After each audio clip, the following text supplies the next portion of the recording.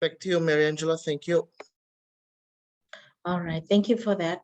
Okay, so everyone, as I was saying, business basic material, it's a business training material that we have come up with, that we have at Westpac. That's mainly it's very basic.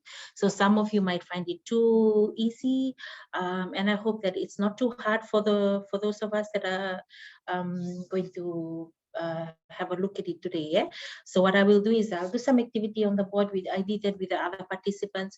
I hope that you'll be able to understand it. Eh? But if you are unsure about something, please feel free to let me know. Okay. So I'll just quickly share this training material. There you go. Okay, so this is business basic. I know Mervin has emailed everyone, and I'd like you to let me know if you can't. Okay, if you can see it or not. Eh? Let me just enlarge it a bit. Okay, hold on. There you go. All right. So maybe it's a bit too large again. Okay, there you go. Okay, so this is business basic. This is the content of what we will be covering today and next on Friday. So today we will cover the first section, which is the balance sheet. Is the business financially strong?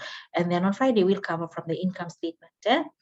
Okay, so today we will I'll introduce you to this training now, and then if I can get some participants to read for us, so we can share the reading during the session. Okay, so I'll start now. Introduction. There are many different types of businesses in the world. Some sell goods like farm produce, clothing, or electrical appliances. Some sell services like cleaning, medical services, or accommodation or tourist services. Some may have a shop. Others may travel to their customers or have a website or a combination of these. Despite the differences, there are a lot of things that are the same in the way businesses operate. This is particularly true when it comes to understanding the financial operation of a business. By understanding how businesses operate, we can start to make more confident financial decisions that can assist the business to be more profitable. Okay, so this workshop talks about the financial basics of a business, the records that are kept, and how they help to make businesses operation more effective and potentially more profitable. So just to guide us in this training, we have a family. We have a story of a family here, and they're going to guide us through the 2 days, today and Friday. So I'd like to ask for some volunteer. I hope you understand that introduction. Okay, so I hope you're willing to also read. Is there any volunteer to read the family business for us? And let me know if you can see it, if it's clear enough. I'll read. Thank you, Diane.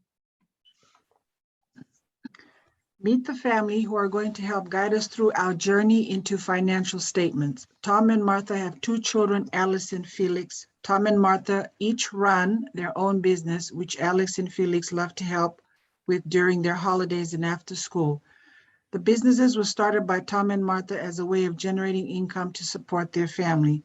They choose businesses that use their existing knowledge and skills, but feel that they could do better with some more knowledge on the financial management side, particularly as they would like Alice and Felix to take over the businesses when they are old enough. Naka. Thank you for that, Diane. So that's the story of the family. And you can see how the parents, how husband and wife, and they have their children, and they involve their children in their business, because what they're doing is to financially support their family. Okay, and they feel that their children can take over their business in the later on. So this is the first story of the first business run by the wife, and a lot of our focus will be on this particular business. So is there anybody that would like to volunteer to read, or otherwise I'll just read? Okay. Not at the moment. All right, so I'll continue with Island Styling. So Martha's business, Island Styling, started when she identified that there was a demand for colorful, cool island-style clothing.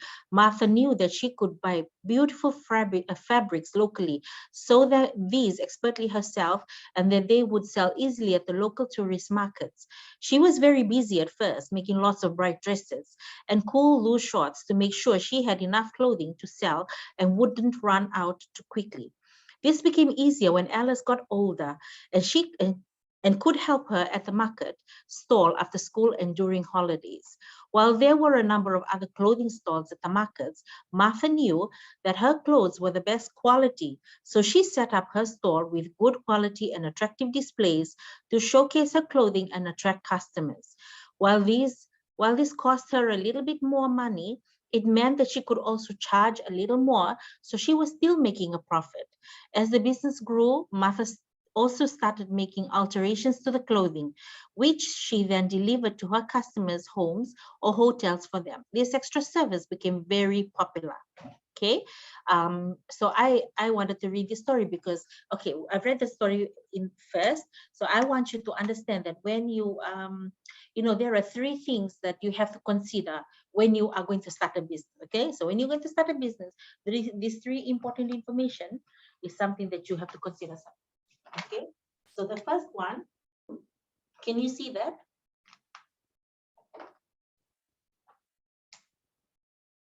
Can you see that now? Number 1 is you have to ask yourself if you have the skills. Okay, ask yourself if you have the skills to operate that business. If you don't have the skills, you might consider, like finding someone that has a skill. So let's just say Martha, does she have the skill to operate this business?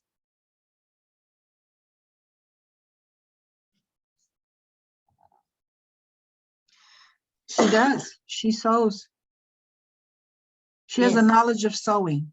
Yes, so if I want to go and start a tailoring business for me, and I don't have, like I'm working at Westpac every day, and I want to start a tailoring business, I might have, if I can't sew, I might have to look for Martha to come and do the sewing for me because she's got the skill. So when you want to operate a business, this is the first thing you need to consider. You have to have the skills, or you have to look for the skills. And the second one is you have to ask yourself, does your product have a market? Does the product you're making, your business has, does it have a market? And when I talk about market, I'm talking about, will people buy what you make? Customers, that's who I mean. Okay. The third thing you have to remember is you have to always come up with new ideas. Okay. New ideas. Why do I say new ideas? Because you have competitors, you have competitions, you want to grow, you want to diversify. Okay, so you must always seek new ideas. You can't say, oh, I have to like I'll see what I'm going to do here, like that. You can't say I'll just stick with this for the next 10 years. It won't work, because time change, people change, and their taste change as well. So you always have to look out for new ideas so that you can be, you can be different from your competitors. We in Fiji, we always say the copycats. Sometimes you see someone start something up and then 10 other people do the same thing. But there are many options for them. Why can't they come up with their own ideas of something different to make? That people might become interested in. So this is what I mean. For example, I went to a village here in Fiji, and I found out that in a village setting of say 150 people, they had like 6 canteen in the village. Okay, 6 canteen to to cater for the village. And I asked, how is the business going? And they said, oh, because the town is just nearby. So the villagers, they do their shopping from there. So, imagine that, like having 6 canteen, was there anything else that they couldn't do? Okay, like why not bring the tailoring closer to the village instead of people going to town, something like that. But this is what I mean. You always have to look for new ideas. Okay, I just wanted to check again. Is Nani, are you with us? Nani, I know Harriet is with us.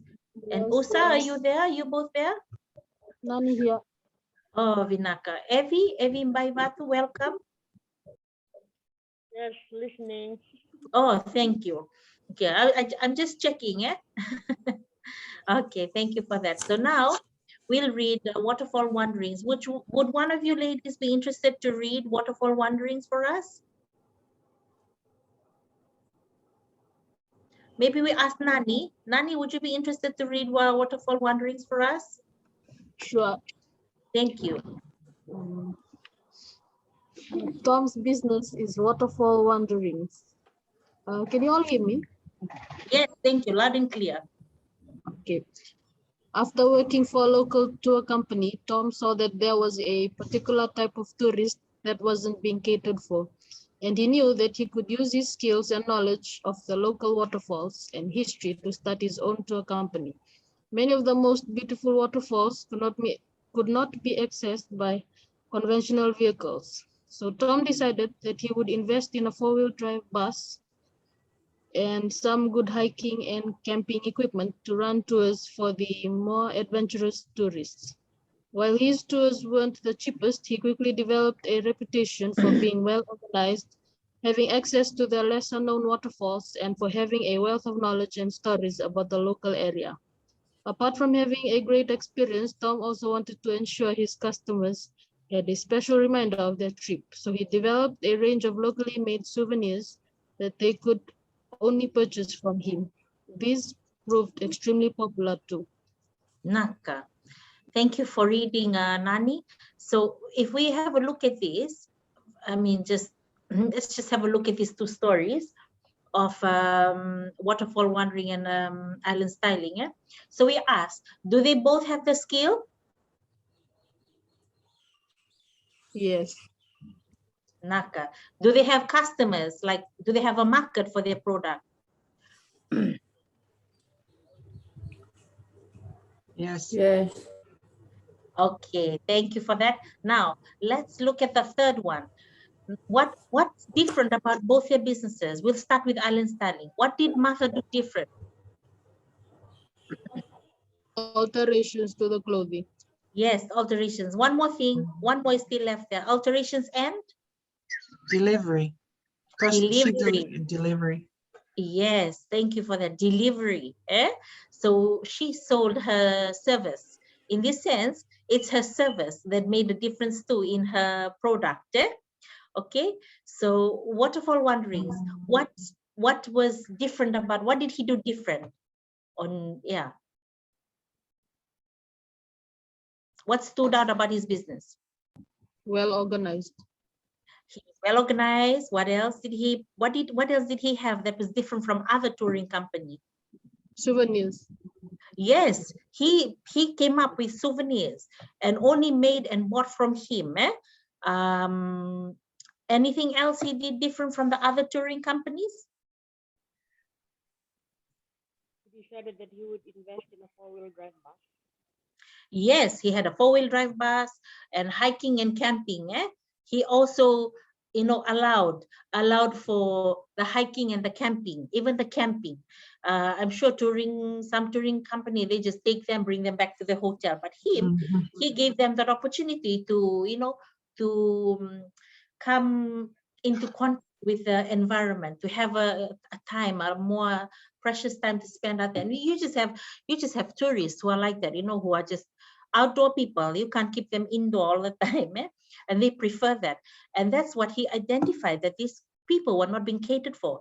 And he understood that, because what he did, he identified, he had the skill from the work experience working with other touring company. He identified he had customers who are not being catered for. And then he went and, he just went and seized that opportunity to get the four-wheel drive bus, to give them the camping, and I'm pretty sure with all of that, the cost, the cost comes with it. So these tourists, they're willing to pay for it. And if they're willing to pay for it, he's getting in more money that's going to earn him more profit by providing this extra service. Come to think of it, it's a product and a service. So one thing we have to remember when we are running a business, you are selling two things in your business. So can you all see the board? You are selling your product and your service. When you want to operate a business, you have to sell these two things. You have to sell the product and you have to sell the service. Indigenous rights that are still unaddressed. Okay, so that's what you have to understand when you're running a business. You are selling two things, your product and your service. Your product is the actual items that you're selling. What about the service? Don't you think that is important as well? Okay, good. And that's what you need to understand. The service. See, like right now, this training that I'm providing, this is part of what the bank, the bank has as a business. It's the service. So for example, if you go to one shop near your house, and that shop may have everything you need, but the shopkeeper, man, you know, the shopkeeper always chase people and always talk to you like, you know, like you're not appreciated. And he'll tell you, you wait, like talk harshly to you. What would you do if you encountered that? Punch him in the mouth. Oh, see, Not go back to the shop. you will not want to go back to that shop, you know, because you just feel like, man, he's rude. Oh, he's scary. Those kind of things will come up because of the service. The way he's conducting his business to you is like, you know, it's not appreciated from your end. I mean, you're the one that's giving him business by buying from his shop.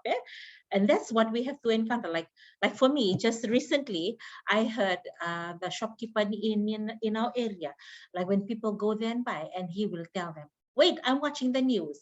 Wait, I'm having my lunch. Like he'll talk to them like that. And the people in our community, they like, now it's a buzz. They talking about it like, man, that $1. But people are walking all the way to the top shop, which is like, you know, if you have to pay for a cab, it's literally like $4. That far, they're willing to walk that far to go and buy rather than go to the one just next door to them, because of the way the man talks to them, the way the shopkeeper talks to them. He's like, you wait, I'm having my lunch. For me personally, here in Fiji, if I go to a Chinese shop, like the bread shop, when as soon as I walk in, they want to serve you. They want to do things like that because they value their business, and it's their service too, which is which makes the difference. So this is what I mean when I say you're selling two things. You're selling your product and your service. And in these two business, Waterfall Wandering and Island Selling, they really display these two things. They sell their product, but they also bank on their service. You know, like they use their service more than just selling their product, because that's how they're going to retain. That's how they keep their customers with them all the time. That they won't need, you know, their customers don't have to go here and there. They can just, oh, I need this, and they can depend on these people to provide them what they need because of the kind of service they provide. So if you're going to run a business, or if you're running a business right now, you know, please be mindful of your service. The service, it speaks volumes. And I did training as well with the market vendors. I came up with what I called grooming and display. And I advise them, you know, part of your display, what you have on your table is you, the person, you yourself, you part of the display. So if you walk up to someone and I said, I told the market vendor, see, you have to be careful, you have to be mindful of it, because you work in an environment which is, you know, you in the heat, you in the rain, and it's going to like impact you in a way, like it's more outdoor. Not like me, I'm sitting in the office, it's aircon, nice light, nice table and chair. For them, it's more physical. They have to be out there and understand. So what you need to do, you have to remember that apart from what you sell, you are also part of the display. If someone walks up to you and they look at you and they look horrified that you look like that, do you think they want to buy from you? They might feel like, oh no, I can't buy from there. You know, that person looks very dirty and the food might be unhygienic. So this kind of things we have to, you know, we have to drum it into them and tell them, it doesn't matter if you keep the necessities with you, like a hairbrush or a comb, you know, a spray, so that you don't, people don't feel like, oh no, you know, you will chase them with that kind of thing. Amen to that. Amen to that. And a mirror, so that you can check. You have to look at yourself and see if you look appropriate. And I run this training with them, and I'll tell them, you know, you tell me right now, what does a business person look like? Can you tell me what a business person look like? They'll say they look smart, they look neat, they look clean, they look like, you know, in a suit. And I told them, and do you know that you are a business person? Regardless of what kind of business, you know, if you're selling ice block from home, or you have a big supermarket in town, You are the same kind of person. You are a business person, and it's your display, it's your image. So that's what I mean. Even that, what we look like. Like for me, if I'm sitting here and you're looking at me and you're thinking, my goodness, look at the bank officer. How can she facilitate to us when she's looking like that? Hair not combed, uniform not pressed. Look at her. She just doesn't even, look at her grooming. You'll be thinking twice, like, oh my gosh, I don't even trust this person. That's the kind of feeling we'll start having. Unfortunately, it's our service. It's even our image that helps to sell our product. And in a business, treat yourself. Remember, if you're going to sell ice block or bean, or if you're going to sew and sell or make pie, or whatever you're doing right now, whatever you love doing right now as a business, remember, you are a business person and you dress like a business person. You be proud of your image. You do not think that only the person working in the office should look like that. No way. No way. You are also a business person and you should dress like that and look like that and be proud of it.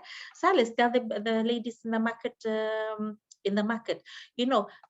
lipstick, put on a lipstick, comb your hair, have a little mirror and a little towel and tap, tap, tap. That's fine. And then one day my boss and the daughter was walking in the market, and the daughter said, "Mommy, look at the lady wearing the lipstick." And for the first time, my boss said, "I am so proud of our work," and she said, "Yes, Lewa, they have to look nice when they're selling." And she was telling her daughter, and she came back to work and she said, that training is really working because, it lifts their spirits too. You never know how it makes you feel. Like we ladies, we know this. When we want to feel good about ourselves, like Deanne said, I go and buy one top. Some of us might want to go and get our nails done. Some of us just want to go and pamper and put on our lipstick. So yes, if it makes you feel good, if it makes you feel beautiful, why not? Okay. And that's what you need to remember. Your product and your service, they both sell in your business. Okay. All right. So just moving on, let's look at this write up. So it says, is the business financially strong? Okay, getting started. The first step in starting a business is to think about what the business is going to sell, what we are good at making or doing or selling. Are there people who want to buy what the business can make, do, or sell? And will they pay enough for that product or service for the business to make a profit? Okay. Then we need to consider what things the business need to make, do, or sell its product or service. These things are called assets. Okay, now we're moving into the balance sheet. So these things are called assets. So what things does the business need to own to operate? So we'll start with Island Styling, the tailoring business. What things do you think, I'd like you to turn on your mics and you can answer this question. Do you think that Island Styling needs to have to operate its business or need to own?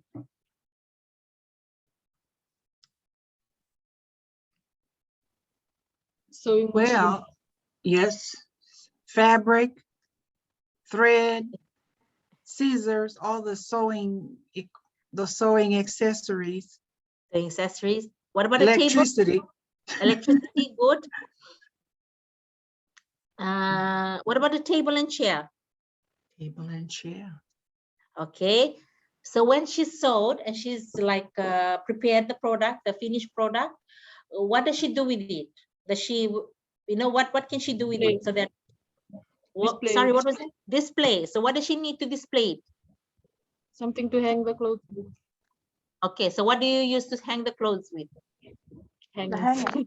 Hanger. Exactly. So it's this thing that I was asking for, that you can name. Okay, good. Now, waterfall wandering. What do you think he needs to own? I mean, some of it mentioned there, like 4-wheel drive bus. We don't mention that again. But what are other things that he needs to have in order to operate his business? What do you think? Facebook page. Good. Okay, so in order to have a Facebook page, how can he use a Facebook page? The laptop. Laptop. He needs gadgets. He needs phones. Yeah. Those kind of things. Okay. So he'll have a Facebook page. Then how will he capture? How will he know who's coming and how will he do that? Booking. Data. Yes. How does he do his booking?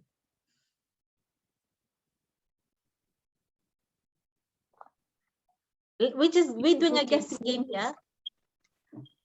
A register. Okay. Do you think he might need a table and chair as well, an office space, something like that? Like he can operate from home, that's okay, but he will need these things to operate. You know, like he has a laptop, and I mean, he can't be just holding his laptop and walking around. He'll need to put it Phone. somewhere.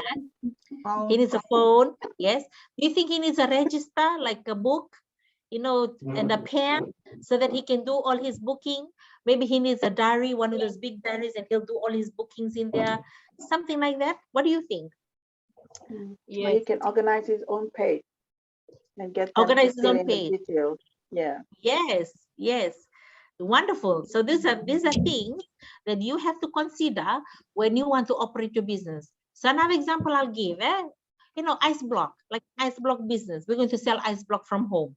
What do you think I need to operate my ice block business? Refrigerator. I need a refrigerator, yes. The Yes, the kitchen, electricity. We need the kitchen utensils, like the basin, the ladles, the mixing it in equipment, and then you have the ingredients and all of that, and then you have, you know, those that make ice block out of cups. They put it into plastic now, plastic bags. So those are the things that we need to own in order to operate the business, and they are called assets. In the accounting terminology, they are called assets. Okay. All of us, we've done a bit of accounting from high school, and those of us that have more accounting background. Okay, so what I'm going to try and do today, I'm going to make it very simple for you to understand. All right. Okay, hold on. Okay, here we go. Assets. Okay, can I invite Harrietta to read the page assets? What are assets? Current assets, fixed assets, tangible assets. Thank you. What are assets? Assets are things that a business owns and uses to operate as a business. This can include cash, vehicles, equipment, or property. The business needs these assets to make sales. For example, let's say that a business sells groceries from a shop in the main street of town. The business needs the shop to store the groceries, and it is a place that people can easily find to buy the groceries. The groceries are also assets because until they are sold, the business owns them. Current assets. A current asset is an asset that can be converted quickly into cash, such as the goods of the business sells. The technical definition of a current asset is an asset that will convert into cash within 12 months. Examples of current assets include cash, debtors, that is, a money owed to the business by other people, and stock, to the goods that are sold by the business. Fixed assets. Fixed assets are also assets that a business owns that are not current assets. They help the business to make the goods, provide the service, or get them to the buyer. Examples include property, processing equipment, computers, and vehicles. Fixed assets are also known as long-term assets. Intangible assets. Some businesses may also have assets of a non-material nature. These assets known as intangible assets cannot be held or touched, but add value to the business. The most common examples is goodwill, but they can also include licenses, permits, trademarks, etc. Thank you. So assets is what the business owns, and they come in, like, you know, we've broken it down for you to understand. So the current asset is what converts into cash within 12 months. So that's directly involved with the product. You know, when you get your supply, you're going to sell it.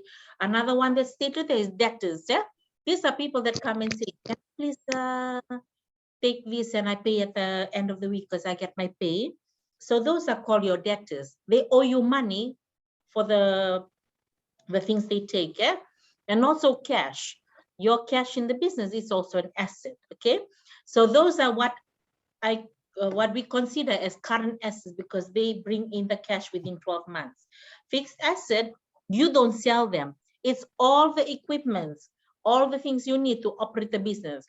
So Martha, her sewing machine, after she will sew a beautiful dress, she's not going to tell her customer, okay, here's the dress and here's the sewing machine. No, she's not selling the equipment because that's what's helping her to run the business. So the sewing machine becomes a fixed asset. It's there to help the business. It's not there to be sold.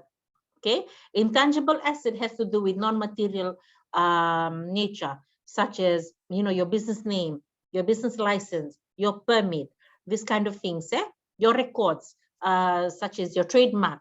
They are known as your intangible asset. They also have a value. If I was to say, if I was to give an example, like McDonald's, anywhere in the world you go and you want to go to McDonald's, what's the first sign you will look for? Yellow arch.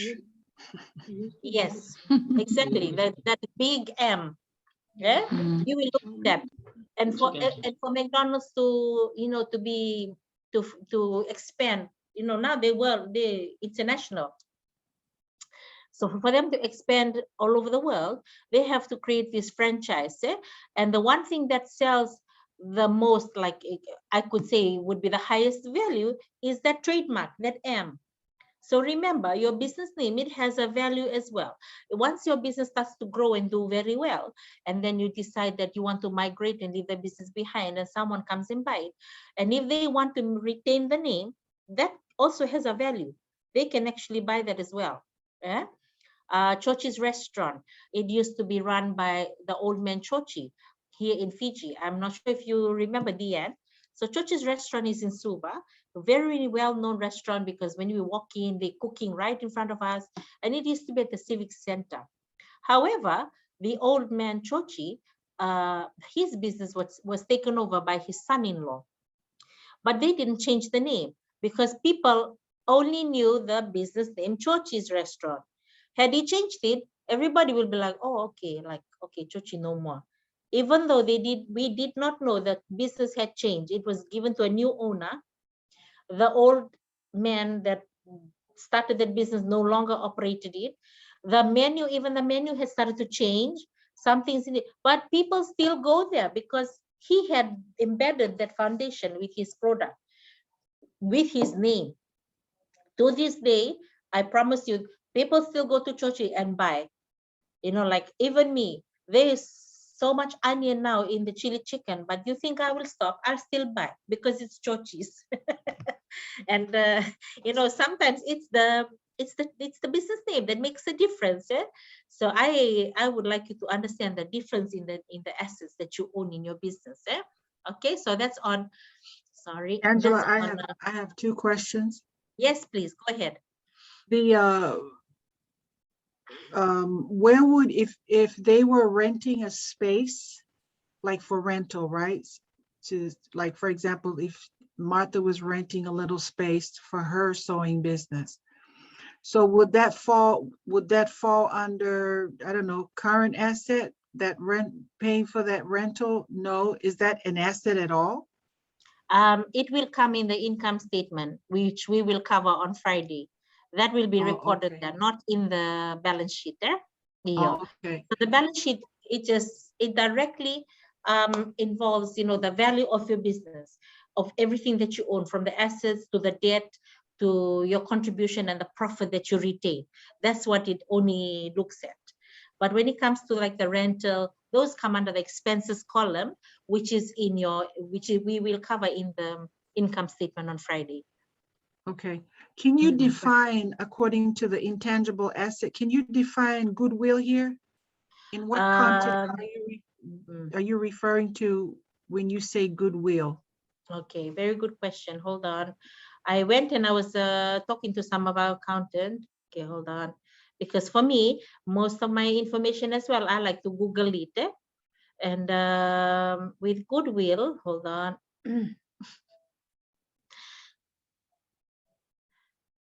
Okay, they were going to give me some information on some of our current business accounts that have this. goodwill is something like, how should you say it?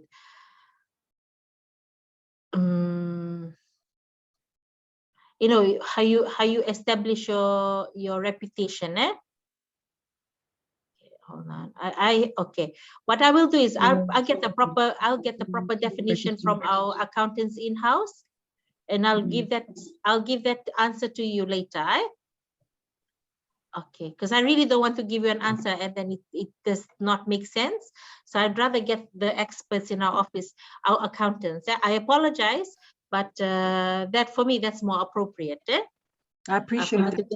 Yes, thank you. Okay, so we'll just move on to the next one, which says funding a business. We have to get the assets we need for our business from somewhere. In most cases, the business will need to buy them. So now we need to think about where the business will get the money from to pay for them, okay? So how the business pays for this asset is referred to as funding the business. So the case study, now we know what assets the business needs to operate. The business needs to buy them. The question now is, how will we pay for them? So I want to ask the group, you can unmute your mic again. Just from the top of your head, where do you think we can get some funding from, to start our business?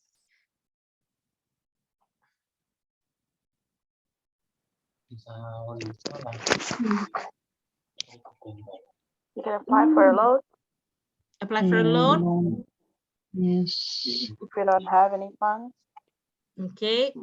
So before the loan, where would be the first place you would look for money, when you From your savings. From your savings? So if you want to loan, before you come to the bank, who do you go to first before you come to the bank? An advisor. What about family? Yes. Indeed, no.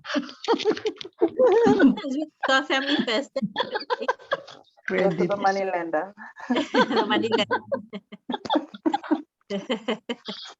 Okay, Lender. good that you're able Money to lender, answer you're gonna have to go sell your kidney, pay them back. with the interest rate. Yes, it's quite expensive. Good. So just to share briefly with us some options for us for funding. One, you can look at your savings.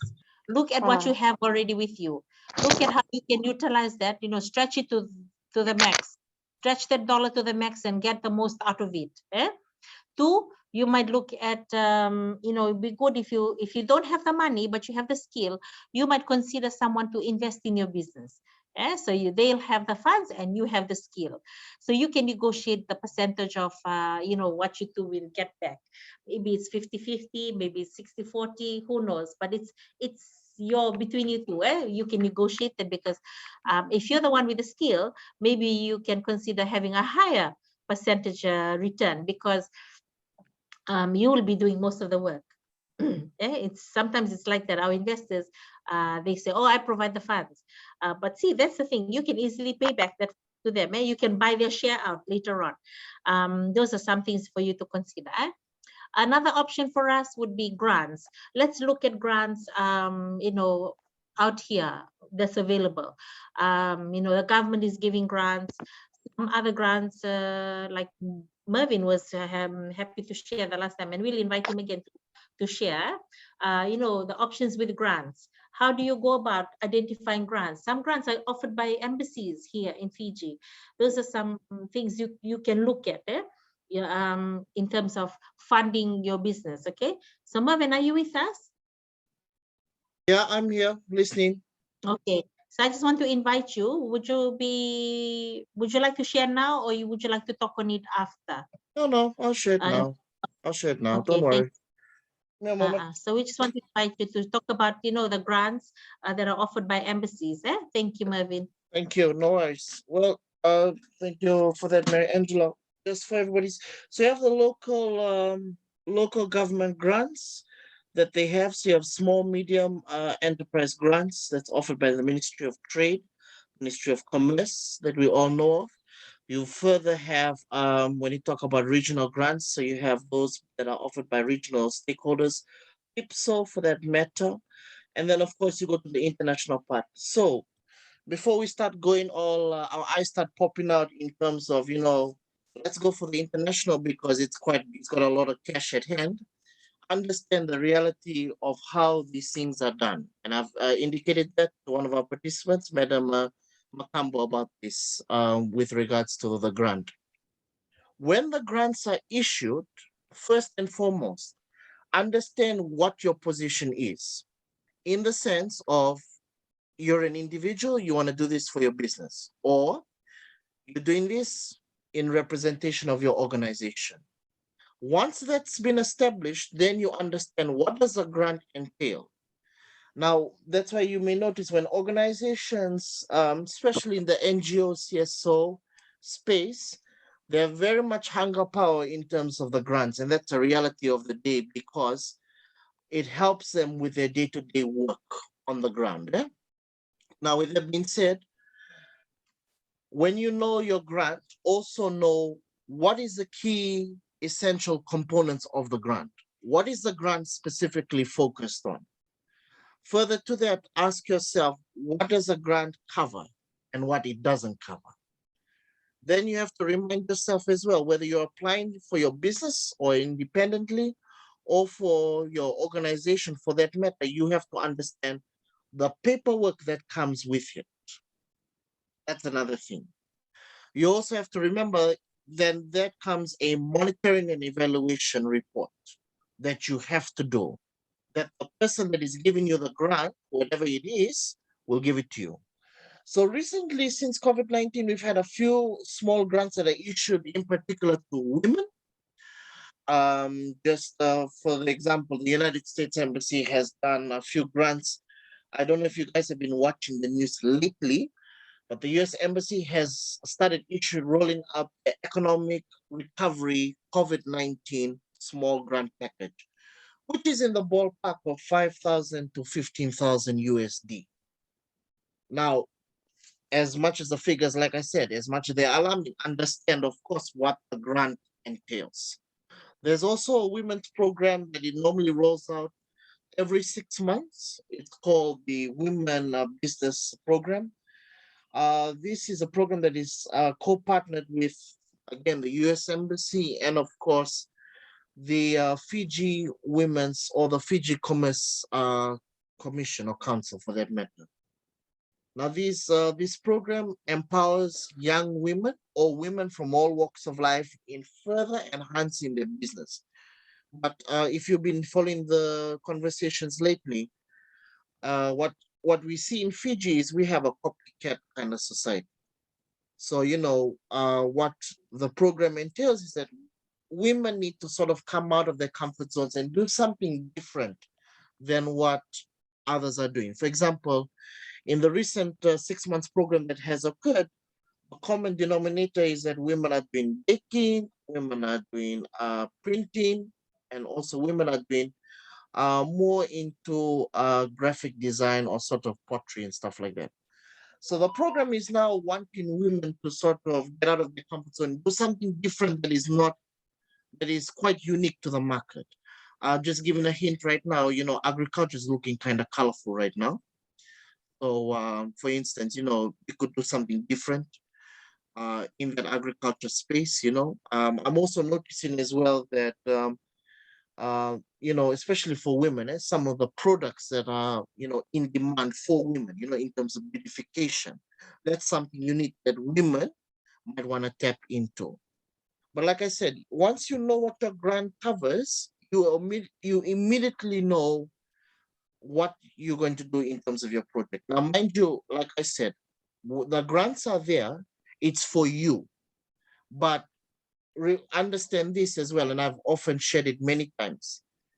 That's why you'll see in the development space that we're in, it takes quite a while. First of all, there's that part of trying to come up with an idea. And then, you know, because all of us as Pacific Islanders, we have a lot of wonderful ideas. But, you know, at the end of the day, it's all verbal. Unless you put that verbal to pen to paper, then you got yourself going. Then also understand as well that you have to be reminded that this thing, it has to be a long-term thing. So it's not just, okay, I want to grant, it's only for 3-4 months, that's it. It doesn't work like that. It depends on how long your project is. It also depends on how much you're asking. And mind you, when asking for the grants, it may sound easy, but you have to justify each cost. Say, for example, you're asking for transportation, or you have to justify why. A lot of times, not only the US Embassy, but other international, regional, or national bodies, even governments, when they release grants to individuals or organizations, they will continuously ask you, why do you need XYZ amount for? And what is the purpose? And you have to understand as well, and Mary Angela will know this, even in the banking, even in the financial sector, some financial personnel, that are misers will say, well, why don't you just cut that, just to save cost, just for their benefit, But like I said, you have to justify how much it is. As of now, there are still more grants that will be rolling out. Right now, even the European Union has got a few grants that are rolling out as well. But like I said, when you set your mind to it, it's not impossible. You just have to understand in the space as well that everybody's got an idea, but if you know what it is and you align it to what the organization wants. So I was just sharing with some groups the other day that, in particular with the US Embassy, so they're rolling out these grants until next year, 2022. Once the project is set, you have to make sure that the project aligns to the US Embassy's vision and mission. That applies to any other organization that you're applying grants for. But like I said, right now, in this current COVID-19 pandemic, the grants are more so community-centric, but also women-centric, yeah? Just for your information. I'll leave it at that, Mary Angela. I'll hand it back to you.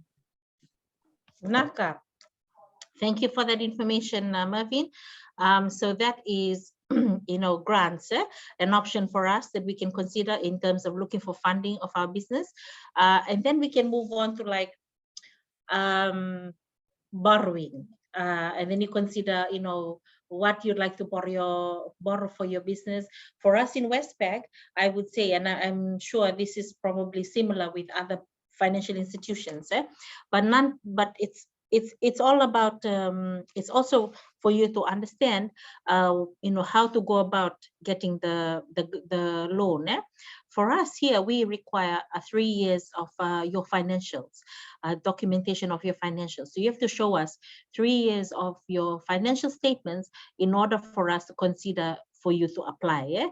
And we will have to scrutinize it properly to see that the loan that you're asking for is not going to it is not going to be too much commitment, too much financial commitment for you, that it does not eventually affect or impact your business. That's why we have those criteria in place. So you have to be an operating business for you to actually come and borrow from a bank or financial institution.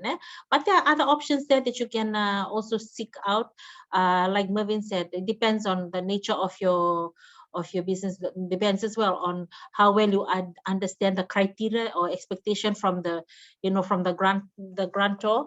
So with us, it's like that. From the borrower, you have to also meet a certain eligibility with us so that you be able to qualify. So that's another option for us to borrow the money and then pay it back.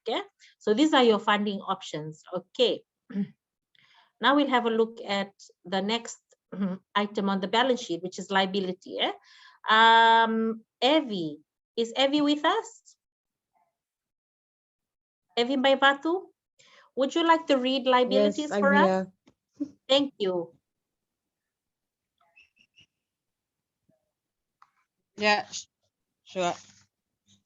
Liabilities are monies that a business owes. This includes bank loans, overdrafts, credit cards, and money that a business owes to people for supplies. For example, let's say that a business is a grocery store that sells apples. The business buys the apples from a local farmer, but only pay him at the end of every month. Until the business actually pays the farmer for the money it owes him for the apples, the business has a liability. Liability will be known as debts. Current liabilities. Technically, a current liability is money that a business owes, which must be repaid within the next 12 months. Examples of current liabilities include overdrafts, credit cards, and creditors, people who the business owes money to because they have supplied the business either with goods or services. Long-term liabilities. Long-term liabilities are any debts that the business has to pay, but which do not have to be paid within the next 12 months. Examples include loans to purchase a shop or equipment. Vinaka.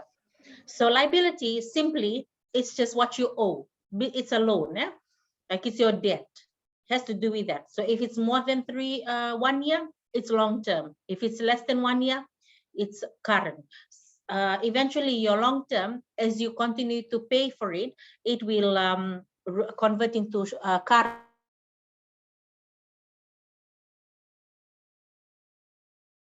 Differentiated to current and long term by the term. Okay.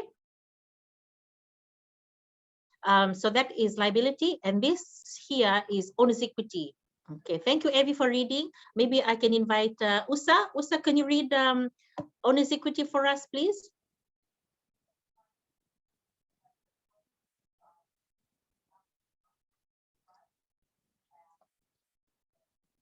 Usa, you can hear us? Okay. Usa, so I'll just read it out for us. What is owner's equity? Yeah? Another way of funding the business is to use the business owner's money, known as the owner's equity or net worth. So your own money. Yeah? This is generally either money that the owner pays to start the business, which is called capital, or profits that are used by the business instead of being paid to the owner. Okay, these profits, when kept in the business, are known as retained earning. Okay, so now we'll talk about the retained earning, which is the profit. When a business makes a sale, a portion of the money collected from that sale should become profit. When the business uses this profit to either purchase new asset for the business or repay some of the business liability, they are called retained earning. Eh? That's what it simply means. If you use that money to pay some of your debt or buy more equipment, you are retaining the profit into the business. So retained earning is important for a business. The way profits are used can have a big impact on the long-term success or failure of a business. Any profits that the owners use to buy things that are not used by the business is not retained earning. This is because the profit have been removed from the finances of the business and have not been retained.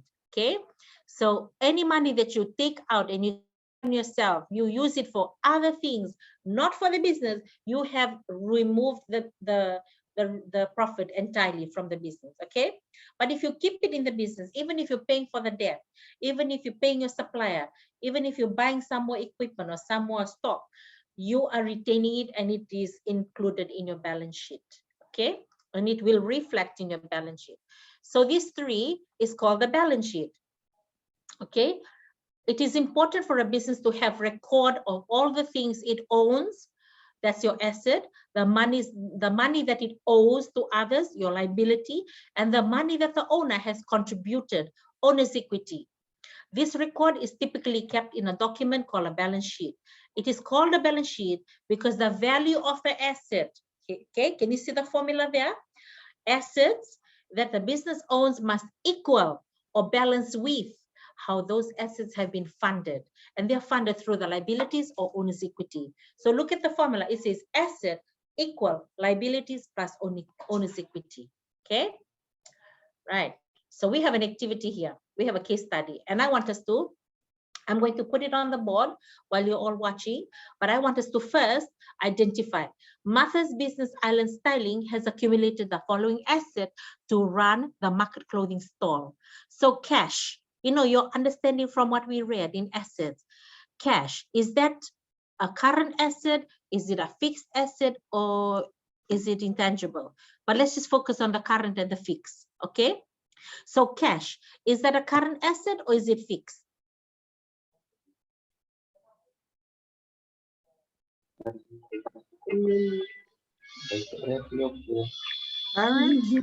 Current, thank you. Good. It's a current asset.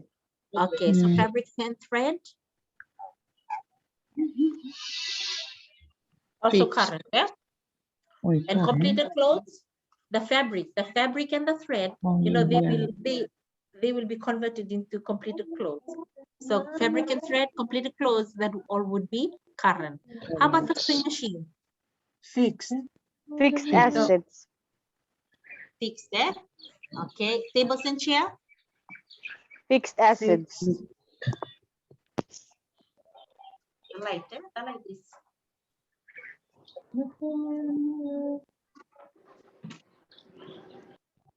Sorry about the light on the board. Okay. So when it comes to the racks and hangers, Fixed. It's a fixed asset. Yeah. and our signboard, let's just say the sign is a signboard. It's a physical signboard. Fixed. It's fixed. Okay. Can you see that? Now,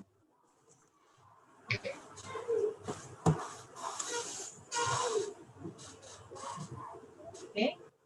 So under current, I will have cash. Fabric and thread. Okay, so under current, I will have cash, I will have fabric and thread, and I will have completed. Mm, Okay, so I'll put the amount here. This is 800, 800, 500, and 500, 1,000. 1,500. So the total is 2,300. Mm, Okay, then I have to put the fixed here. See, so fixed is sewing machine, and I have tables and chair. I have a rack and hanger. Racks and hangers. Yeah, and I have the signboard and the motorcycle. Yeah, because these are all fixed. So the amount for sewing machine is 1,500. The tables and chairs is 500. The racks and hangers is 400. The signboard is 100. 100, Motorcycle. motorcycle, This total is 5,500. 5,000. Okay, so the total asset, I have to add both of them. So the total asset would be 7,800. 7,800, correct. Okay, can you see that? It's 7,800. Okay, so now we have to balance it. We have to create a balance sheet. So I put a line through there, okay, because it has to be equal, okay?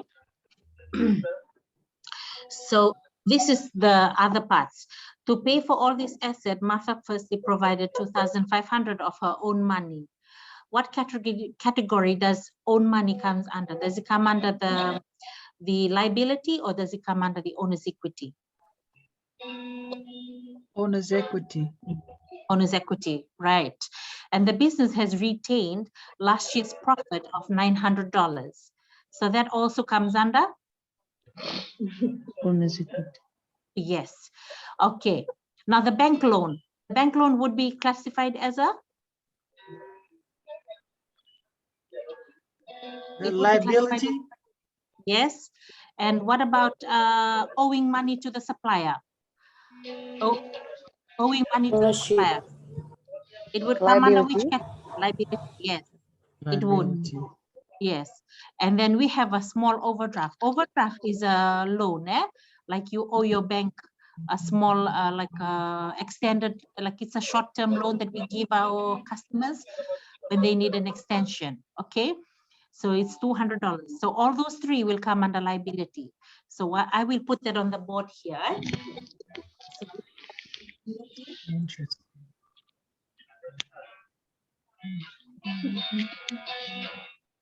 Okay. That's how I'm putting it on the board. I'll take a photo of this while we're doing the activity, constructing this. While we're doing the activity, I will write it down and I'll take a photo and I'll send it to Mervin on so he can send it to you. Okay. So what we'll do in liability, we will note down the overdraft, which is current. Overdraft, and that's 200. And then we also suppliers. 1,200. Suppliers, because you will have to pay the suppliers within 1 year. Okay, so it comes under current. And then we have the long term. Then, Long term is the motorcycle, the loan for the motorcycle. So that's the bank loan. 3,000. So the total liability is how much? 3,400. 3,000 plus 1,200, that's 4,200 plus 200, that's 4,400. Okay. 4,400. Yeah. We're going to put the owner's equity here underneath it. The owner's equity, you have her own personal contribution, Martha's own money. So that's called capital. 2,500. Yes, it becomes the capital, 2,500. And then the other one is the profit, which she retained the profit. So her retained earning. How much was her retained earning? 900.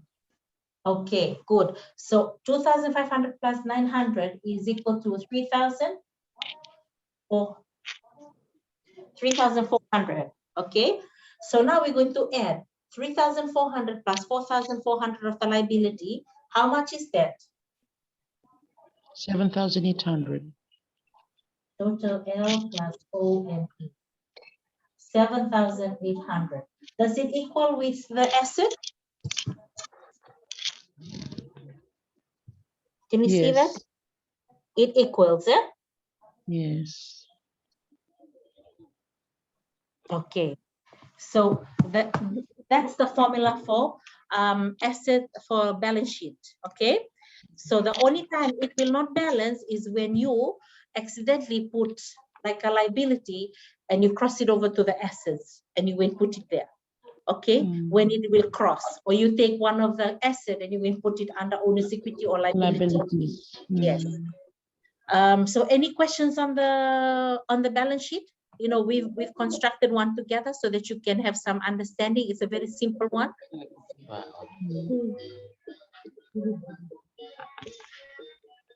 Any questions on that, ladies? No, okay. So simply, it is you looking at the value of your business holistically. You're looking at what you own, how much of that value, what you owe, how much debt you have, and how much you have contributed from yourself and from the profit, how much of it you retained. So usually the balance sheet is done annually. It can be 6 monthly or annually. And that is something that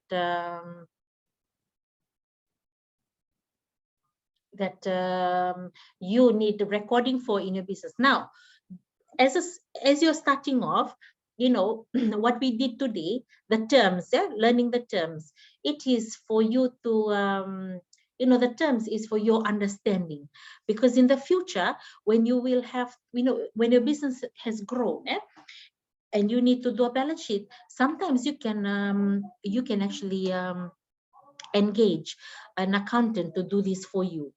You can actually engage an accountant to do your balance sheet for you. And when they prepare it, at least you should have an understanding. When you're reading it, you know, oh, what assets are. Okay, so you can look at it and say, man, so this is the value of what I have in the business, both the current and the fixed. And liability, what is, oh, so this is what my business is, you know, how much debt we have, we need to clear. And the ownership equity, how much profit you know, it's the terms, the terminology. So don't you worry, because you're going to, you have the soft copy of the booklet, and Mervin has the hard copy that he can also send out to each of you. The terminologies are at the back of the book as well, where you can also look at it. We have a glossary in there as well. But like I said, it's for your knowledge, so that when you're reading it, you understand what you're reading. Okay, so we constructed one so that you can see how it actually, you know, how it actually should balance when you equal the asset. Okay, so what it simply means is the asset can't exist without these two here, the liability and owner's equity. Without those two, the assets can never exist. Okay, so it's the right side that actually has the asset that allows for you to have the things you want to own in your business. Okay, yes, so any questions from the group, because that's the first part of our training. I hope have that a question. Yes, go ahead. So what would you suggest? how often should a business put together a balance sheet? Should it be once a month, the beginning of the month, the end of the month, quarterly? I mean, and what's recommended? You know, normally the balance sheet is prepared 6 monthly or annually. I'm sorry, say that again. It's prepared 6 monthly or annually. Yes. Why? Why is Uh, it just either done once a year or twice? Why? You have other business recordings there that can cater for your monthly, yeah, which is where we will look at the income statement. The one we will look at on Friday, that's your income statement. That one can be prepared monthly, can be prepared 6 monthly, can be annually. But you know, if you want to keep tab of the business recording, it's best applied monthly. Yeah. So for this one here, it gathers everything from all those little recordings and it puts it together for you annually, so you can actually see the big picture of what your business actually, the value of it, if it has grown and all of that, to what level it's grown to. So that's what the balance sheet is for, and it's prepared 6 monthly or annually. Okay. Because you have other record keeping there to do those other recording, the monthly one. Okay, got it. Mm. And then secondly, if the business gets audited, so with that, would the report that you would obviously present, would the 6 monthly or the annually, would that be sufficient? It depends on what the auditors are coming to look Okay. at. Yeah. Okay. Yeah. So it depends on what they're auditing it for. Okay. So with the preparation of this one, you know, what I would recommend is for you to engage like an actual accountant, a chartered accountant, to help you with all your records before you're audited. That would be the best thing to do. Or you can engage another auditor to come and just come and have a look at your books and everything and see that it's but an accountant is always the best, to get them in to come and have a look at your books and see that it's in order. Exactly. Yes. Thank you. You're welcome. Okay. So like I said, don't worry too much about, that's a lot of information if it's too much for you. What I want you to understand is, at least for you to have some knowledge, to have some bit of understanding of the terms that is being used, because this is an accounting term, and it's suitable for your record keeping. And remember, for all of us, if we're serious about our business, we will be serious about our recording. You have to do some sort of you have to do it. Why? Because not everything can be stored here. Like I said already, yesterday when we were doing our what do you call that, spending diary, I was encouraging us, try and write it down. When you get your receipt when you go shopping, they give you one receipt, keep it. Don't just take it and chuck it, because you can take it back and write it in your notebook. Similarly, when it comes to your business, you have to have some sort of recording done too, so that you can really see if your business is doing well or not. Otherwise, you think that the exchange of money here, customer to you to customer the product, and then you just roll from there. When you're not recording, sometimes you can unconsciously use money without realizing that it can impact your business. And that's why recording is so important, because it keeps you on track, and it keeps you alert about, okay, where is what. Like I said, we can mentally store everything because we're busy too. You have your work, you have your studies, like Usa is studying, you have family, you have to dedicate and commit yourself to some things you need to get done at home, those kind of things. And you're busy and you might forget one thing, you might just forget. So that's why it's important to record. Okay, so with that, we've covered the first half of our session. I hope that if you have any questions, please feel free to ask. Otherwise, do you have any questions from yesterday's learning? I must ask. I don't, but I have a suggestion. There are apps on Google Play that we can download where we're able to, instead of, but you can use it as a primary or secondary. with writing, and then you can just pull up the app and record your spending with your Yes. receipt. Like, as soon as you're Mhm. done with your shopping, you just record it on the app. Yes, that's That's a true. suggestion. I mean, Yes. and in conjunction with writing it down there. And I mean, Google Play you just type it in and there's like thousands of Thank you. Yes. options. Mm. Yeah, that came to me today. And by the way, I went grocery shopping today and I followed your advice, stuck to the list, my list. And then, but unfortunately, I had to step out of my list and buy additional grocery items. But in any case, Yes, it works. it Yes. worked. I Yes. wrote the list and I went with it. I stuck to it and downloaded the app, found an app that money management, Mhm. and just recorded the receipts. So, yes. Wonderful. Thank you for sharing, Diane. If even you attempting it, the effort, that makes a big difference. And I'm not saying that you have to get it right the first time. Okay. But the fact that you took the step and you did it, that's the beginning of everything. Some of us, it may, we catch fast. Some of us we like to take our time, and that's okay. But like I said yesterday, some things may not work out in the beginning. It doesn't mean you stop there. You continue to try it. You continue to try it, and it will eventually become, it just become a part of your everyday thing. It just become like your normal anyway. But the point is for you to actually try and apply some discipline around your spending, and like she said, I've had to step out of my list and all of that. We learn along the way. So next time when Diane is going to go shopping, she's going to write her list, and then she's going to maybe, on the side, she will also consider what else. So those are some options for her. She's going to start looking at it that way. Okay, what if I go and then I get all of this, but I need extra thing? So maybe she'll want to allocate extra funding there so that she knows, if I'm going to spend beyond what I've already planned, this is only to the amount that I have to spend. So those are things that we do and we can start learning from, that can, better our financial choices, and decisions that we're making with our personal income. Okay. Thank you for that, for sharing that. I'm so proud of you for doing that and for Thank sharing you. with us. And I hope that is motivating. It has motivated me. I learn every day, and I learn from all of you. Even though I'm the facilitator, but I appreciate, the information I get from all of you. And sometimes I take it back to some of my learning and I apply it there.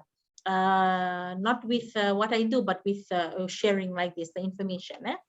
I don't name people, but I share, okay, this particular story was wonderful because this person did this. And that's when I like to add it so that it can be a motivator too for others.